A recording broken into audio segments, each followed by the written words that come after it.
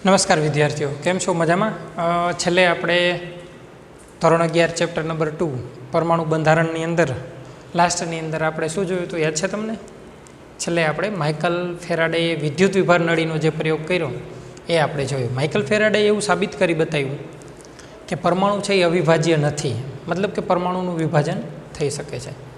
અને ત્યારબાદ માઇકલ ફેરાડેએ કોની મદદ વડે એવું સાબિત કરી બતાવ્યું તો કે એણે વિદ્યુત વિભાર નળીનો પ્રયોગ કર્યો હતો. એણે શું કર્યું હતું? એક સખત કાચની નળી લીધી, એમાં બંને છેડે ધાતુના ટુકડાઓ રાખી દીધા અને એમાં જ્યારે વિદ્યુત પ્રવાહ પસાર કરવામાં આવ્યો ત્યારે એક બાજુનો જે ધ્રુવ છે જેને આપણે કેથોડ કહીએ છીએ, તો કેથોડમાંથી કેટલાક કણો નીકળી અને કઈ તરફ ગતિ કરી? એ કણોએ એનોડ તરફ ગતિ કરી. આ જે કણો નીકળે છે એનો સ્વભાવ કેવો હતો? તો કે વિદ્યુતીય અને ચુંબકીય ક્ષેત્રની હાજરીમાં સીધી લીટીમાં, ગેરહાજરીમાં સીધી લીટીમાં ગતિ કરતા હતા. પણ જ્યારે વિદ્યુતીયની હાજરી આપવામાં આવે અથવા ચુંબકીય ક્ષેત્રની હાજરી આપવામાં આવે ત્યારે એની ગતિ છે એ સીધી નથી રહેતી, ત્યારે એ છે એ વિચલિત થઈ જાય છે. અને એના આધારે સાબિત થયું કે આ જે કેથોડ કણો છે એ ઋણ વીજભાર ધરાવે છે. 1830ની અંદર અને 1850ની અંદર માઇકલ ફેરાડેના આ વિદ્યુત વિભાર નળીના પ્રયોગ બાદ ઘણા બધા વૈજ્ઞાનિકોની એક નવી દિશા ખુલી. નવી દિશા એવી રીતે ખુલી કે બધાને એવું કન્ફર્મ થઈ ગયું કે પરમાણુ જે અવિભાજ્ય નથી એમ, મતલબ કે જે ડાલ્ટને કીધું હતું ઘણા વર્ષો પહેલાં કે પરમાણુ અવિભાજ્ય છે એ ખોટું સાબિત થયું. પરમાણુ વિભાજ્ય છે, પરમાણુ અતિ નાના સૂક્ષ્મ કણોનો બનેલો છે. ત્યાર પછી ઘણા બધા વૈજ્ઞાનિકોએ એના ઉપર પ્રયત્નો કર્યા. માઇકલ ફેરાડે પછી મુલિકન નામનો એક વૈજ્ઞાનિક હતો, એણે તેલ બિંદુ પદ્ધતિ વિકસાવી અને એના આધારે એમણે ઇલેક્ટ્રોનનો ચાર્જ એટલે કે વીજભાર અને દળનો ગુણોત્તર શોધી કાઢ્યો. બરાબર? એટલે આપણે આમ એને ક્રમમાં લખવો હોય તો આપણે આવી રીતે ક્રમમાં લખી શકીએ કે સૌથી પહેલાં જો ગ્રીક તત્વ વૈજ્ઞાનિકો હતા અને ભારતીય તત્વચિંતકો હતા. બરાબર? આ લોકોએ શું સાબિત કર્યું હતું? તો કે એમણે એવું કીધું હતું કે પરમાણુ છે એ કેવો છે? અવિભાજ્ય છે. પરમાણુ અવિભાજ્ય છે. અત્યાર સુધી જે આપણે શીખ્યા છે ને એને એક વખત આપણે ફરીથી ટૂંકમાં રૂપાંતર રિપીટ કરીએ છીએ. બરાબર? સૌથી પહેલાં આ લોકો આવ્યા હતા, એણે એવું કીધું કે પરમાણુ છે એ કેવો છે? અવિભાજ્ય છે. ત્યાર પછી કોણ આવ્યું? ડાલ્ટન. અને ડાલ્ટને પરમાણુ સિદ્ધાંત આપ્યો ડાલ્ટને. અને પરમાણુ સિદ્ધાંતને આધારે ડાલ્ટને પણ એવું સાબિત કર્યું કે પરમાણુ કેવો છે? અવિભાજ્ય છે, કે એનું હવે વિભાજન થઈ શકતું નથી. ત્યાર પછી ડાલ્ટન પછી કોણ આવે છે? માઇકલ ફેરાડે આવે છે. જો આ જે માઇકલ ફેરાડે છે એને વિદ્યુત વિભાર નળીનો પ્રયોગ કર્યો. કોનો પ્રયોગ કર્યો? વિદ્યુત વિભાર નળીનો. એના આધારે એણે કેથોડ કણોની શોધ કરી. આ જ કેથોડ કણો છે એ પાછળથી ઘણા વર્ષો બાદ ઇલેક્ટ્રોન તરીકે ઓળખાણા. આ જ કેથોડ કણો છે. બરાબર છે? એટલે માઇકલ ફેરાડે આ વિદ્યુત વિભાર નળી અને વિદ્યુત વિભાજનના પ્રયોગો અંદાજિત 1830થી ચાલુ કરી અને 1850ની વચ્ચે કર્યા. આ 20 વર્ષના ગાળા દરમિયાન એની આ વિદ્યુત વિભાર નળી અને વિદ્યુત વિભાજનનો પ્રયોગો કર્યા. અને એના આધારે એણે સાબિત કર્યું કે કેથોડ કણો છે એ ઋણ વીજભારિત છે. પછી ત્યારબાદ માઇકલ ફેરાડે બાદ એક મુલિકન કરીને એક વૈજ્ઞાનિક આવે છે. બરાબર છે? એણે આ જે કેથોડ કણો છે, બરાબર છે, એ જે ઇલેક્ટ્રોન તરીકે ઓળખાય છે એના વિશેનો કેટલોક અભ્યાસ થયો અને એના ઉપરથી એણે એ જે કેથોડ કણો છે એનો વીજભાર અને દળનો ગુણોત્તર શોધ્યો. અને એના માટે એની તેલ બિંદુ પદ્ધતિ છે એ અપનાવી. આપણે અત્યારે ખાલી માત્ર એના નામ યાદ રાખીએ છીએ. તેલ બિંદુ પદ્ધતિ અપનાવી શું છે એ પછી આપણે વિસ્તારપૂર્વક જોશું. બરાબર? અત્યારે ખાલી એના માત્ર નામ યાદ રાખીએ આપણે કે મુલિકન નામના વૈજ્ઞાનિકે વીજભાર અને દળનો ગુણોત્તર શોધ્યો. એના આધારે એને કોના આધારે શોધ્યો? તો કે તેલ બિંદુ પદ્ધતિને આધારે શોધ્યો. એટલે એક આખો જ કે જે અગાઉના વૈજ્ઞાનિકોએ જે હું કીધું હતું ને કે પરમાણુ અવિભાજ્ય છે, એ માઇકલ ફેરાડેના પ્રયોગના આધારે એક નવી દિશા જ બધાને મળી ગઈ. અને દરેક વૈજ્ઞાનિકોએ એની અંદર સંશોધનો ચાલુ કર્યા. અને આ સંશોધનના પ્રતાપે પરમાણુ છે એ વિભાજ્ય છે એવું સાબિત થઈ ગયું. અને પરમાણુ 3 મૂળભૂત કણોનો બનેલો છે એવી સાબિતી મળી ગઈ છે. અને આ 3 મૂળભૂત કણોની શોધ કયા વૈજ્ઞાનિકે અને કઈ સાલની અંદર કરી છે એના વિશે આપણે થોડીક માહિતી મેળવીએ. હવે શા માટે આ મૂળભૂત કણોની શોધ થઈ? એ કોના કારણે શોધ થઈ? તો એની પાછળ જવાબદાર કોણ છે? માઇકલ ફેરાડે છે. શા માટે માઇકલ ફેરાડે જવાબદાર છે? તો કે માઇકલ ફેરાડેની અગાઉ બધાએ એવું કીધું હતું કે પરમાણુ છે એ કેવો છે? અવિભાજ્ય છે. પણ માઇકલ ફેરાડેએ વિદ્યુત વિભારનળીના પ્રયોગ વડે એવું સાબિત કરી બતાવ્યું કે પરમાણુ છે એ અવિભાજ્ય નથી, પરમાણુનું વિભાજન થઈ શકે છે. એના કારણે જ જુદા જુદા વૈજ્ઞાનિકોએ પરમાણુ ઉપર અભ્યાસ કર્યો અને એ અભ્યાસના પરિણામે શું સાબિતી મળી? તો કે અભ્યાસના પરિણામે ફળ શું મળ્યું? તો કે 3 મૂળભૂત કણોની શોધ થઈ. કયા 3 મૂળભૂત કણો? તો કે ઇલેક્ટ્રોન, પ્રોટોન અને ન્યુટ્રોનની શોધ થઈ. ખરેખર ઇલેક્ટ્રોનની શોધ છે એ માઇકલ ફેરાડે કરી છે, પણ ત્યારે માઇકલ ફેરાડેને ખબર નથી કે પરમાણુના બંધારણ માટે જવાબદાર છે આ કેથોડ કણો છે જે પાછળથી ઇલેક્ટ્રોનના નામે ઓળખાશે. એટલું એ સાબિત કરી નહોતો શક્યો, એટલે ઇલેક્ટ્રોનની શોધ પાછળ એનું નામ લેવામાં આવતું નથી. બરાબર છે. હવે આપણે એ જે 3 મૂળભૂત કણો છે એમાંથી સૌથી પહેલાં કયા મૂળભૂત કણોની શોધ થઈ હતી, કોણે કઈ રીતે, કઈ સાલમાં થઈ છે, બરાબર છે, અને એનો સ્વભાવ કેવો છે એના વિશે થોડીક આપણે માહિતી લઈએ. બરાબર.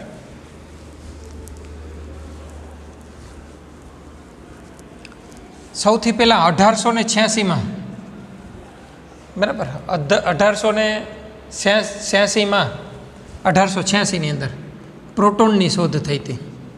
અને પ્રોટોનની શોધ છે એ ગોલ્ડસ્ટીન, અથવા ઘણી બધી બુકની અંદર ગોલ્ડસ્ટાઇન એમ પણ લખવામાં આવે છે.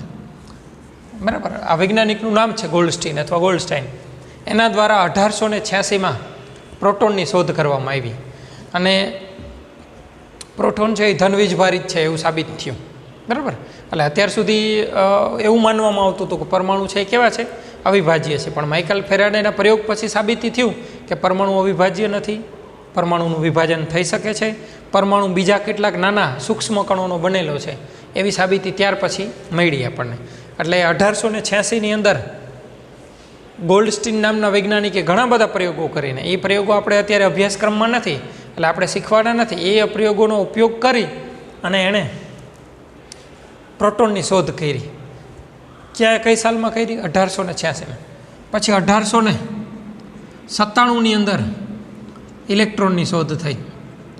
1897ની અંદર. અને ઇલેક્ટ્રોનની શોધ માટે નામ કોણ હતું? કોણે શોધ કરી? તો કે જે થોમ્સને ઇલેક્ટ્રોનની શોધ કરી 1897ની અંદર. બરાબર. વૈજ્ઞાનિકનું નામ છે જે થોમ્સન. ખરેખર ઇલેક્ટ્રોન છે એની અગાઉ શોધાઈ ગયા હતા, પણ ત્યારે એ ખ્યાલ નહોતો કે ઇલેક્ટ્રોન તરીકે ઓળખાય છે. અને ત્યારબાદ 1908માં ચેડવિક ન્યુટ્રોનની શોધ થઈ. 1908માં. અને ન્યુટ્રોનની શોધ માટે જે વૈજ્ઞાનિકનું નામ લેવાય છે એ છે ચેડવિક. એટલે ચેડવિક દ્વારા 1908ની અંદર ન્યુટ્રોનની શોધ થઈ. એટલે તમે આમ જોવા જાઓ તો આ ઘણા વર્ષો પહેલાંની વાત છે, આ ગ્રીક તત્વ વૈજ્ઞાનિકો. એના પછી કોણ આવ્યું હતું? ડાલ્ટન આવ્યું હતું. તો ડાલ્ટને પરમાણુનો સિદ્ધાંત કઈ સાલમાં આપ્યો છે? 1830. એટલે 1830થી ચાલુ કરી અને 1908, એટલે લગભગ 80 વર્ષ જેવો દાયકો થાય. આ 80 વર્ષના સમય દરમિયાન આ 3 મૂળભૂત કણોની શોધ થઈ. પરમાણુ જે અવિભાજ્ય ગણવામાં આવતો હતો એ ખબર પડી કે પરમાણુ વિભાજ્ય છે, અને પરમાણુ 3 મૂળભૂત કણોનો બનેલો છે, જેના નામ છે પ્રોટોન, ઇલેક્ટ્રોન અને ન્યુટ્રોન. આને આપણે મૂળભૂત પરમાણવીય કણો કહીએ છીએ. બરાબર છે. આ આપણે પરમાણવીય કણો છે, મુખ્ય પરમાણવીય કણો છે આ 3, પ્રોટોન, ઇલેક્ટ્રોન અને ન્યુટ્રોન. એની શોધ કોણે કરી એ આપણે એનું નામ યાદ રાખીએ છીએ. બરાબર છે. પછી આ જે મૂળભૂત 3 કણો છે એના ગુણધર્મો પણ એ જ વર્ષો દરમિયાન, એટલે કે 1908 અને 1910ની આજુબાજુ, 1910 સુધીમાં આ તમામ જે મૂળભૂત કણો છે પ્રોટોન, ઇલેક્ટ્રોન, ન્યુટ્રોન, એના ગુણધર્મોનો પણ અભ્યાસ છે એ કરવામાં આવ્યો. એના ગુણધર્મો પણ તમામ શોધી કાઢવામાં આવ્યા કે પ્રોટોન કેવો વીજભાર ધરાવે છે, ઇલેક્ટ્રોન કેવો વીજભાર ધરાવે છે, ન્યુટ્રોન વીજભાર ધરાવે છે કે નહીં. એ તમામ સાબિતી છે એ આ સમય દરમિયાન જ આ વૈજ્ઞાનિકોએ એનો અભ્યાસ કરીને શોધી કાઢી. એટલે જે પરમાણુ અવિભાજ્ય ગણાતો હતો એ હવે એવું સાબિત થઈ ગયું કે પરમાણુ મૂળભૂત કણોનો બનેલો છે. એટલે આપણે આને 3 પરમાણવીય, મૂળભૂત પરમાણવીય કણો કહીશું, પ્રોટોન, ઇલેક્ટ્રોન અને ન્યુટ્રોન. હવે એના કેટલાક ગુણધર્મો છે, એ ગુણધર્મો આપણે લખીએ બોર્ડ ઉપર અને એને એક પછી એક સમજીએ. બરાબર.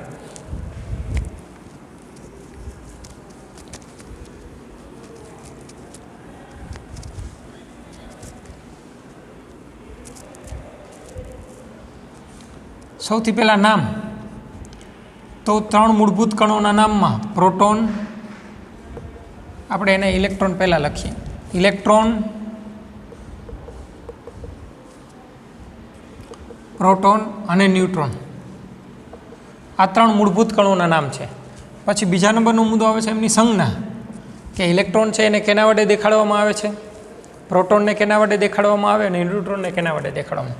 તો ઇલેક્ટ્રોન માટે સંજ્ઞા ઈ છે અને એની ઉપર માઇનસની નિશાની કરવામાં આવે, કેમ કે ઇલેક્ટ્રોન છે એ ઋણ વીજભાર ધરાવે છે. એવી જ રીતે પ્રોટોન છે એની સંજ્ઞા પી છે અને એની ઉપર પ્લસની નિશાની કરવામાં આવે છે.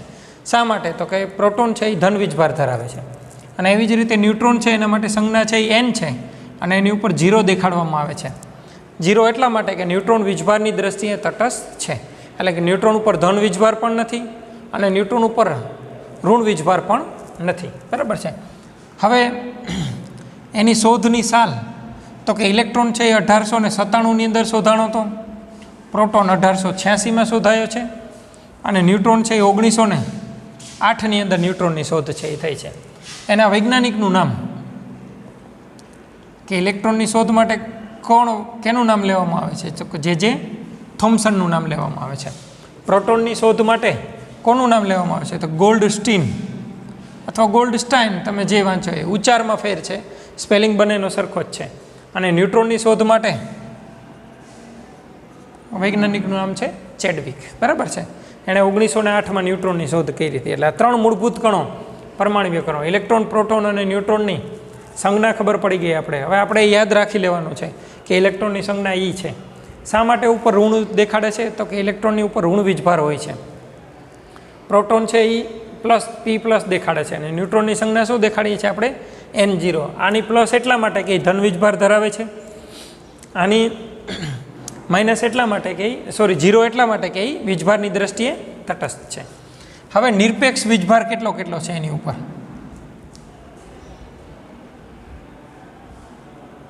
નિરપેક્ષ વીજભાર. બરાબર છે. હવે નિરપેક્ષ વીજભાર એટલે એની પોતાની ઉપર વીજભાર કેટલો છે? તો કે ઇલેક્ટ્રોન છે એની ઉપર -1.602 × 10⁻⁻19 કુલમ્બ છે. હવે આ બે બાબતો તમને સમજાવવાની છે. પહેલી બાબત કે તમારા માટે કુલમ્બ કદાચ નવું હશે, તમને કુલમ્બ એટલે શું તમને ખ્યાલ નથી. બરાબર. તો મારે તમને એને રિલેટેડ 2-3 ઉદાહરણો આપવા છે. ધારો કે તમારી ઘરે તમે કોઈ અનાજ કરિયાણાની દુકાનમાં જાઓ અને તમારે ખાંડ લેવી હોય તો તમે શું કહો? તો આપણે એને એમ કહીએ કે મને 4545 ખાંડના કણો આપી દે? ના, આપણે એને એવું નથી કહેતા. આપણે શું કહીએ છીએ? તો એમ કહીએ છીએ કે 4 કિલો ખાંડ આપ, કે 5 કિલો ખાંડ આપ. બરાબર. કે આપણે એમ કહીએ કે 1000 ગ્રામ ખાંડ આપી દે મને. એટલે એનો મતલબ એવો થયો કે જથ્થો, વજનને આપણે ગ્રામમાં, કિલોગ્રામમાં, બરાબર છે, એની અંદર આપણે દેખાડીએ છીએ. બરાબર કે નહીં? હવે તમને તાવ આવ્યો હોય, બરાબર, તો આપણે એવું શબ્દ નથી વાપરતા કે 4 કિલો જેટલો તાવ આવ્યો છે. ના, આપણે એમ પણ નથી કહેતા કે 4 લીટર જેટલો તાવ આવ્યો છે. તો આપણે શું કહીએ છીએ? એમ કહીએ છીએ કે આટલા ડિગ્રી સેલ્સિયસ તાવ આવ્યો છે, અથવા 2 ડિગ્રી ફેરનહીટ જેટલો તાવ આવ્યો છે. બરાબર છે. એટલે એનો મતલબ એવો થયો કે તાવ આવે ત્યારે શરીરનું તાપમાન વધે છે. તાપમાન છે એ કેમાં માપવામાં આવે? તો કે તાપમાન માપવાના 3 એકમો છે. બરાબર છે. તાપમાન માપવાના કેટલા એકમો છે? 3. કયા? ફેરનહીટ, ડિગ્રી સેલ્સિયસ અને કેલ્વિન. ખ્યાલ છે તમને? ના ખ્યાલ હોય તો ધોરણ 11 ચેપ્ટર નંબર 1ની અંદર આ બધી જ વિગતો ફરીથી વિસ્તારપૂર્વક પરેશ સર છે એ તમને સમજાવશે. બને ત્યાં સુધી જે નાના શબ્દો હોય આપણને ન સમજાતા હોય તો એના પ્રશ્ન પૂછવાના રાખવાના. એટલા માટે પ્રશ્ન પૂછવાના રાખવાના કે આજે તમે અત્યારે ધોરણ 11ની અંદર જો પ્રશ્ન નહીં પૂછો, બરાબર છે, તો પછી તમે ક્યારેય ધોરણ 12માની અંદર પ્રશ્ન પૂછી શકશો નહીં. એટલા માટે નહીં પૂછી શકો કે ત્યારે પછી તમે પ્રશ્ન પૂછશો તો બીજા વિદ્યાર્થીઓ તમારો મજાક ઉડાડશે. શા માટે? કે આટલી સાવ સારી સરળ નાની બાબત તમને નથી આવડતી એવું ત્યારે થશે. એટલે હંમેશા જે તે સમયે જે ટોપિક ચાલતો હોય ત્યારે જ એનો પ્રશ્ન આપણને ઉદ્ભવવો જોઈએ અને ત્યારે જ પ્રશ્ન પૂછવાનું આપણે રાખવું જોઈએ. બરાબર. ન સમજાય તો તમને અગાઉ પણ કીધું છે, ફરીથી એક વખત રિપીટ કરું છું કે કોઈ પણ ટોપિક અથવા કોઈ શબ્દની માહિતી તમને ન આવડતી હોય તો એ માહિતી તમે 2 રીતે મેળવી શકો. એક કે ગૂગલની અંદર એ શબ્દ છે એને ઓકે, કોઈ પણ માહિતી છે એ જ્યારે તમને ન સમજાતું હોય ત્યારે એ માહિતી તમે બે રીતે મેળવી શકો છો. એક, તમે વોટ્સઅપની અંદર મને મેસેજ કરીને એ માહિતી મેળવી શકો છો, અથવા તમે ઓનલાઈન સર્ચ કરીને પણ એ માહિતી છે એ મેળવી શકો છો. એટલે પ્રશ્ન પૂછવામાં શરમ અથવા સંકોચ રાખવી નહીં. બરાબર છે. હવે આપણે વાત કરતા હતા કે કુલમની, તો તમને સમજાણું કે વીજભાર એક રાશિ છે. બરાબર. અને કુલમ છે એનો એકમ છે. કુલમને આપણે કેપિટલ C વડે દેખાડીએ છીએ. એટલે ઇલેક્ટ્રોન છે એનો નિરપેક્ષ વીજભાર છે એ -1.602 × 10⁻19 કુલમ છે. એવી જ રીતે પ્રોટોન છે એનો નિરપેક્ષ વીજભાર છે એ +1.602 × 10⁻19 કુલમ છે. એનો મતલબ એવો થયો કે ઇલેક્ટ્રોન અને પ્રોટોન બંનેના વીજભાર છે એ સમાન છે, બંનેના મૂલ્યો સરખા છે. ઇલેક્ટ્રોનનો વીજભાર હોય કે પછી પ્રોટોનનો વીજભાર હોય, પણ બંનેના મૂલ્યો છે એ મૂલ્યો સમાન છે, પરંતુ વીજભાર એક ઇલેક્ટ્રોનનો વીજભાર ઋણ વીજભાર છે, જ્યારે પ્રોટોનનો વીજભાર છે એ કેવો છે? ધન વીજભારિત પ્રોટોન છે. હવે એમની વચ્ચેનો તફાવત શું હોય એ આપણે થોડુંક સમજીએ. ધારો કે આપણે આ પેનની વાત કરીએ. આ પેન છે એનું આપણે સ્થળાંતર કરવું હોય, પેન આપણી પાસે અત્યારે આવી રીતે રાખેલી છે, તો તમે આ બાજુથી આમ બળ લગાડો એટલે પેન આ બાજુ સ્થળાંતર કરે. સેમ તમે બળ છે એ આ બાજુની દિશાથી લગાડો તો પણ પેન સ્થળાંતર કરશે. બંને બાજુથી બળ છે એ સમાન રીતે લગાડો, સરખું બળ લાગે છે બંને બાજુથી. પેનને સ્થળાંતર કરવા માટે બંને બાજુ જે બળ લાગે છે એ સમાન મૂલ્યના બળ લાગે છે, છતાં પણ દિશા બંનેની સરખી નથી. એક આ બાજુની દિશાએથી બળ લાગે છે, એક છે આ બાજુની દિશાએથી બળ લાગે છે. સેમ એવી જ રીતે વીજભારની અંદર પણ પ્રોટોન અને ઇલેક્ટ્રોન બંનેના વીજભારના મૂલ્યો સરખા છે, પણ એકને આપણે યાદચ્છિક રીતે એકને આપણે ઋણ વીજભારિત લીધો છે, ઇલેક્ટ્રોનને આપણે ઋણ વીજભારિત લીધો છે, અને એવી જ રીતે પ્રોટોનને આપણે કેવો વીજભારિત લીધો છે? ધન વીજભારિત લીધો છે. બંનેના મૂલ્યો સમાન છે, અને વીજભાર માપવા માટે કુલમ છે એ વીજભાર માપવાનો એકમ છે. બરાબર છે. કોઈ પણ જગ્યાએ જ્યાં જરૂર લાગશે ત્યાં વીજભારનું માપન આપણે કુલમની અંદર કરીશું. બરાબર.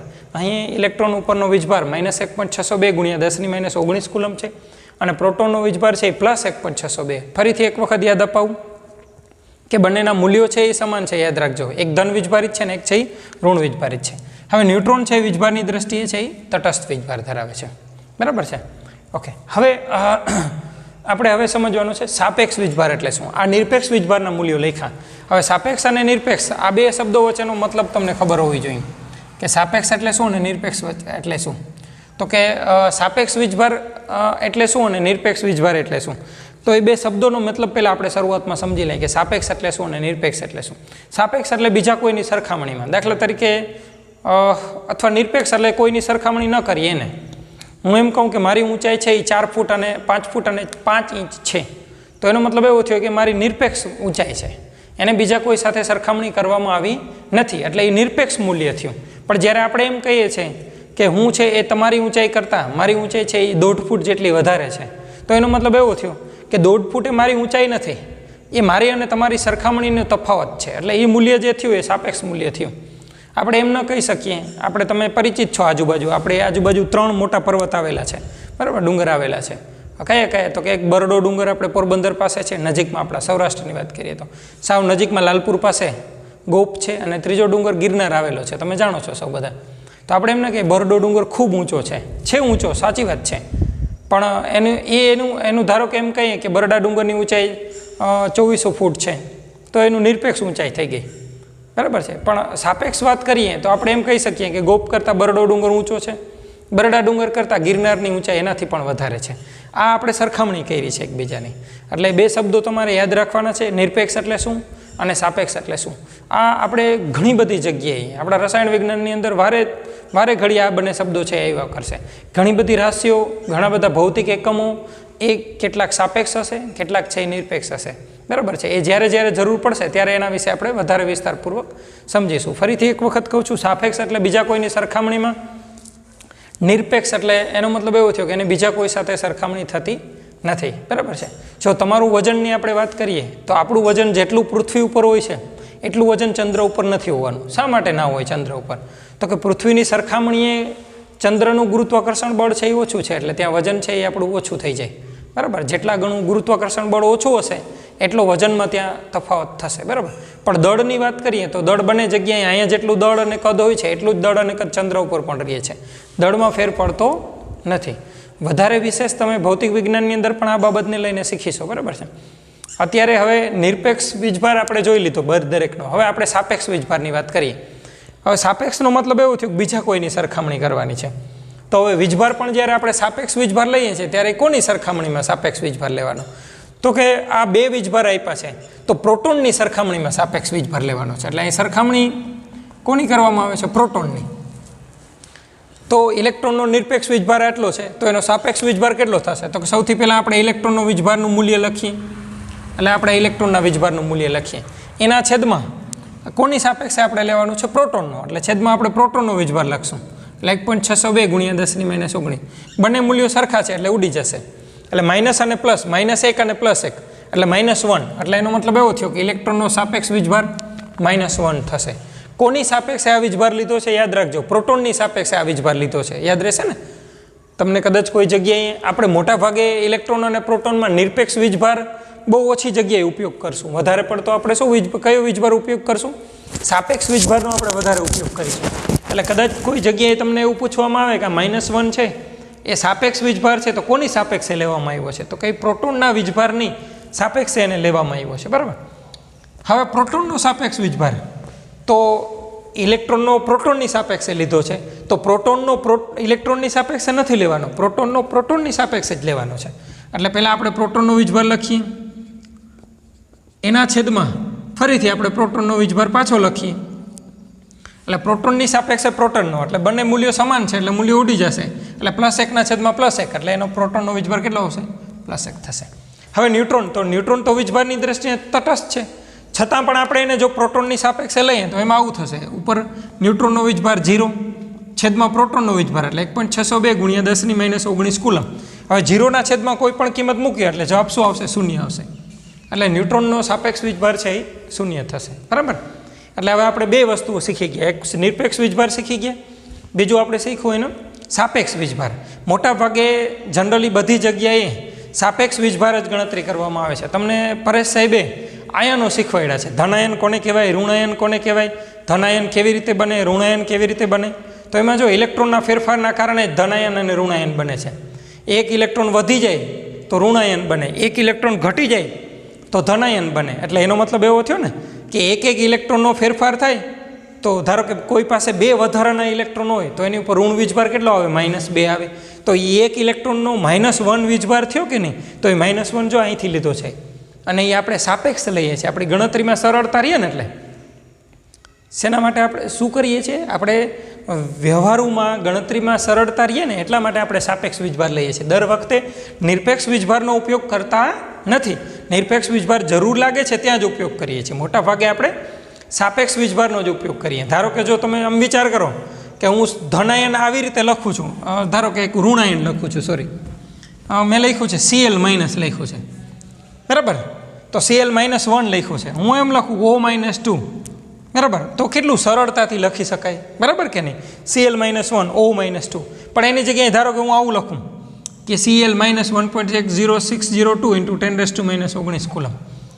O-2 એટલે O-2 × 1.602 × 10⁻⁹ કુલમ. આવું લખીએ તો આ સરળતા ના થાય એમ. એટલે સરળતા ખાતર આપણે એને સાપેક્ષ વીજભારની અંદર આપણે ફેરફાર કરી નાખ્યો છે. બરાબર. ખ્યાલ આવશે? ઓકે. એટલે આટલી વસ્તુ પૂરી થઈ. કેટલું શીખી ગયા આપણે? તો કે નામ પહેલાં એના 3 મૂળભૂત કણો છે ને, આ 3 શું છે? મૂળભૂત પરમાણવીય કણો છે. આ જે છે આપણે અત્યારે જે શીખીએ છીએ એ કેના વિશે શીખીએ છીએ? મૂળભૂત પરમાણવીય કણો વિશે શીખીએ છીએ. કેટલા છે? 3. ઇલેક્ટ્રોન, પ્રોટોન અને ન્યુટ્રોન. ઇલેક્ટ્રોનની સંજ્ઞા, પ્રોટોનની સંજ્ઞા અને ન્યુટ્રોનની સંજ્ઞા. કઈ સાલમાં શોધ થઈ છે એ, કયા વૈજ્ઞાનિકે શોધ કરી છે એ, પછી નિરપેક્ષ વીજભાર, પછી સાપેક્ષ વીજભાર આપણે શીખી ગયા. બરાબર. હવે એનું નિરપેક્ષ દળ એટલે એ કેટલું વજન ધરાવે છે. આ બધા કણો ખૂબ સૂક્ષ્મ છે, નરી આંખે એને જોઈ શકાતા નથી. ઇલેક્ટ્રોનને જોવા માટે ઇલેક્ટ્રોન માઇક્રોસ્કોપની જરૂર પડે. સૂક્ષ્મદર્શક યંત્રની પણ જરૂર ના પડે. આપણે સૂક્ષ્મદર્શક યંત્રથી પણ ઇલેક્ટ્રોન ન જોઈ શકાય. ઇલેક્ટ્રોનને જોવા માટે ઇલેક્ટ્રોન માઇક્રોસ્કોપની જરૂર પડે છે. બરાબર છે. એટલા સૂક્ષ્મ છે આ કણો. હવે એ જે સૂક્ષ્મ કણ છે તો એનું દળ પણ સૂક્ષ્મ હશે. તો એમાં જે ઇલેક્ટ્રોન છે એનું દળ કેટલું છે? તો કે ઇલેક્ટ્રોનનું દળ 9.1 ગુણ્યા 10⁻31 કિલોગ્રામ છે. ઇલેક્ટ્રોનનું દળ કેટલું થશે? 9.1 × 10⁻31 કિલોગ્રામ. 9.31 ગુણ્યા 10⁻31 કિલોગ્રામ. એટલે એનો મતલબ શું થાય ખબર તમને? આ દળ એટલે કેટલા કિલોગ્રામ થાય ખબર પડે છે?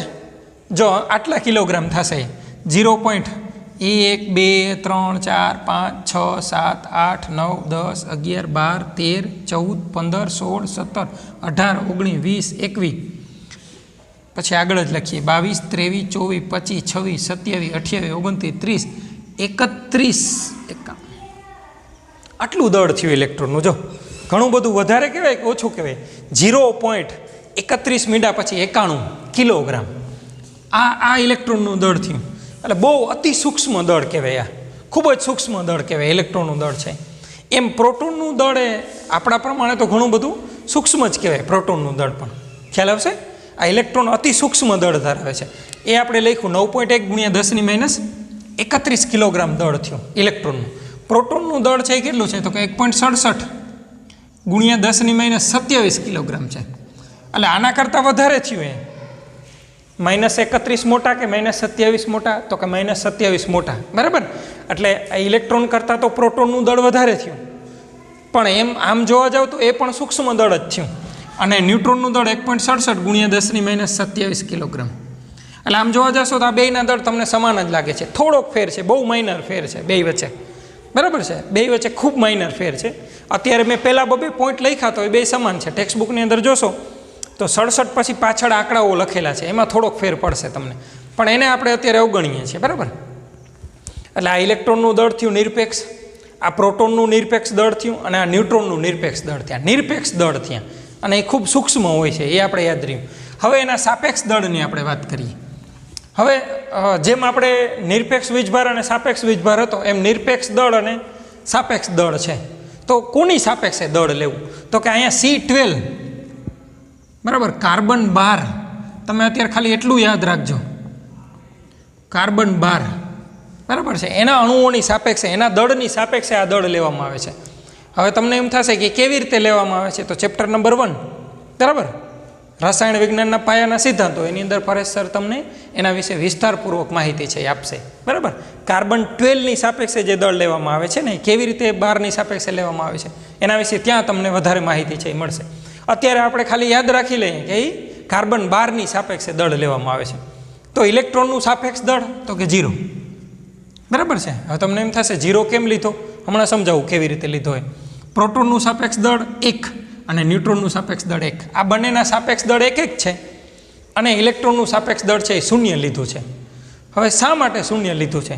તો કે આની આ પ્રોટોન અથવા ન્યુટ્રોન, એનું અને ઇલેક્ટ્રોનનું દળની તમે સરખામણી કરો ને તો લગભગ 1800 ગણો જેટલો ફેરફાર આવે.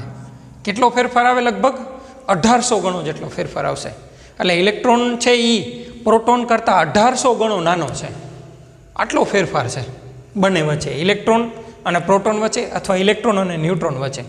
હવે ધારો કે એના માટે આપણે એક ઉદાહરણ લઈ લઈએ. મારી પાસે 3 પદાર્થો છે. એક પદાર્થ A છે, જેનું વજન ધારી લ્યો કે 1800 કિલોગ્રામ છે. મારી પાસે એક બીજો પદાર્થ છે, જેને આપણે નામ આપ્યું પદાર્થ B, તો એનું વજન પણ ધારો કે 1800 કિલોગ્રામ છે.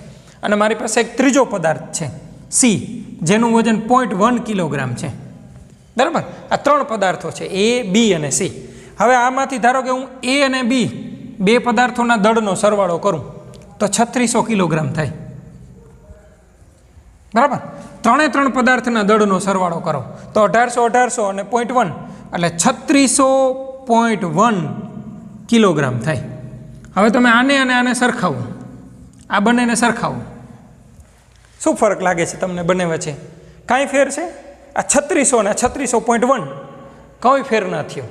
એટલે એનો મતલબ એવો થયો કે આ C નામનો પદાર્થ છે એને આમાં ઉમેરો કે ના ઉમેરો, એનાથી બહુ બધો ફરક પડતો નથી પડતો ને.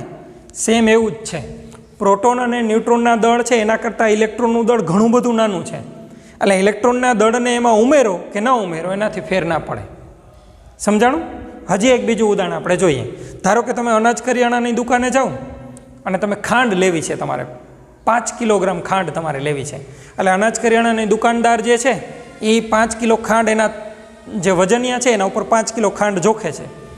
આમ ખાંડ એની ઉપર જોખતો હોય છે ત્યારે એમાંથી ભૂલથી એનાથી 2 ખાંડના દાણા નીચે પડી જાય છે બાજુમાં, અને બાકી 2 જ દાણા ખાલી પડે છે, બાકીના બધા જોખાઈ જાય છે 5 કિલો ખાંડ.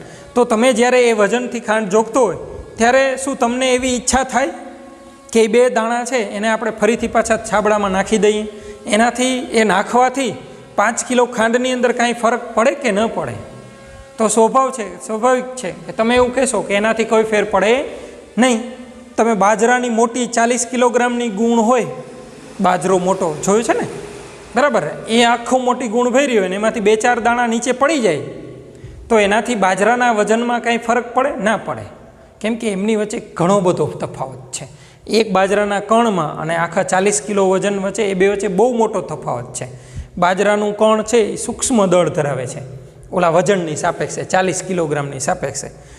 સેમ એવી જ વસ્તુ અહીંયા પણ છે કે ઇલેક્ટ્રોનનું દળ છે એ પ્રોટોન અને ન્યુટ્રોનના દળની સાપેક્ષે સૂક્ષ્મ છે. એટલે એને આપણે ઉમેરીએ કે ન ઉમેરીએ એનાથી કોઈ ફેર પડતો નથી. એટલે આપણે એનું દળ કેવું લઈ લીધું છે? 0 લઈ લીધું છે.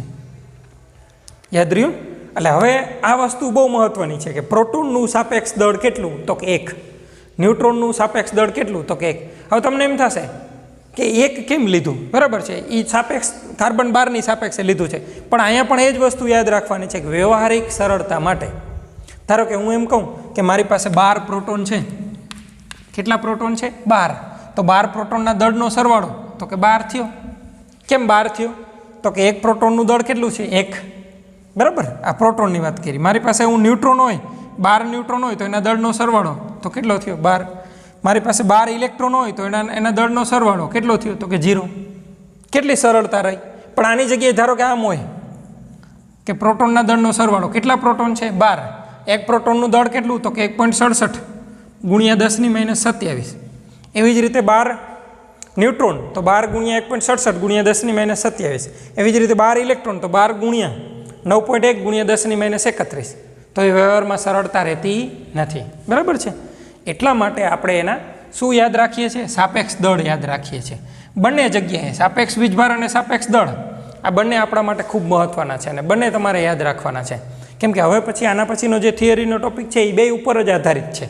સાપેક્ષ દળ ઉપર અને પરમાણુ દળ, આણ્વીય દળ, અણુનું જે દળ હોય છે એ બધું આપણે એના ઉપરથી જ શીખવાનું છે, સાપેક્ષ દળ ઉપરથી.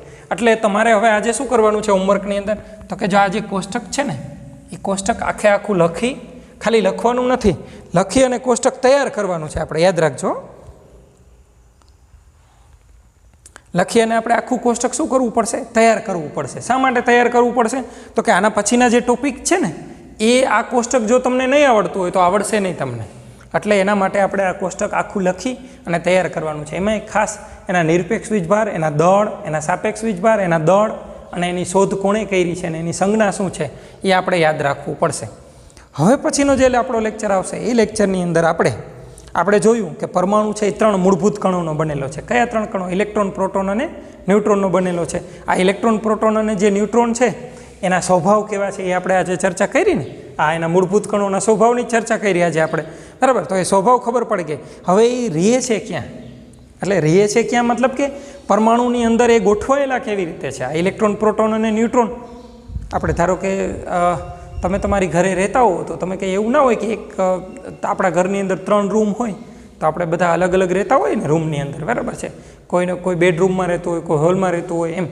હવે આ જે પરમાણુ જે આપણે કહેતા હતા કે અવિભાજ્ય છે એ અવિભાજ્ય પરમાણુની અંદર પણ હજી 3 મૂળભૂત કણો થયા. કયા? ઇલેક્ટ્રોન, પ્રોટોન અને ન્યુટ્રોન. તો આ ઇલેક્ટ્રોન, પ્રોટોન અને ન્યુટ્રોન એ પરમાણુની અંદર ગોઠવાયેલા કેવી રીતે હશે? તમને આમ તો ખ્યાલ છે, તમે જાણો છો કે કેન્દ્રની અંદર પ્રોટોન અને ન્યુટ્રોન છે અને કેન્દ્રની ફરતે વર્તુળાકાર માર્ગે શું ગોઠવાયેલું છે? ઇલેક્ટ્રોન. એ તમે અગાઉ શીખી ગયા છો એટલે તમને ખ્યાલ છે. પણ એને આપણે ફરીથી એક વખત એનું પુનરાવર્તન કરીશું. બરાબર? એટલે એને આપણે પરમાણુ નમૂનો કહેશું. શું કહેશું એને આપણે?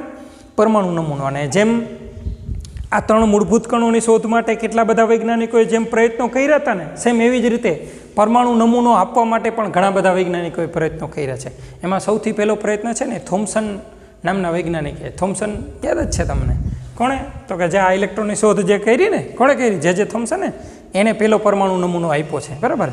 એ કેના જેવો છે, શું એમાં વિગતો આવે છે એ આપણે આના પછીના ફરીથી પાછા આપણે લેક્ચરમાં મળીશું ત્યારે એના વિશે આપણે વધારે ચર્ચા કરીશું. બરાબર? તમારે આ કોષ્ટક યાદ રાખવાનું છે, હોમવર્કમાં લખવાનું છે, સેટ નોટમાં તમારે ઉતારવાનું છે. બરાબર છે? યાદ રહેશે? ઓકે. એના સિવાય બીજા કોઈ પણ પ્રશ્ન હોય તો તમે વોટ્સઅપની અંદર પણ મોકલી શકો છો. જે પ્રશ્ન જો નાનો હશે તો તમને વોટ્સઅપની અંદર જ એનો જવાબ આપવામાં આવશે. ધારો કે પ્રશ્ન મોટો હશે તો પછી એના પછીનો જે લેક્ચર આવશે એ લેક્ચરની અંદર આપણે તમને એ ટોપિક સમજાવીશું. બરાબર, ન સમજાતું હોય ત્યાં પૂછવાનું ખાસ રાખજો.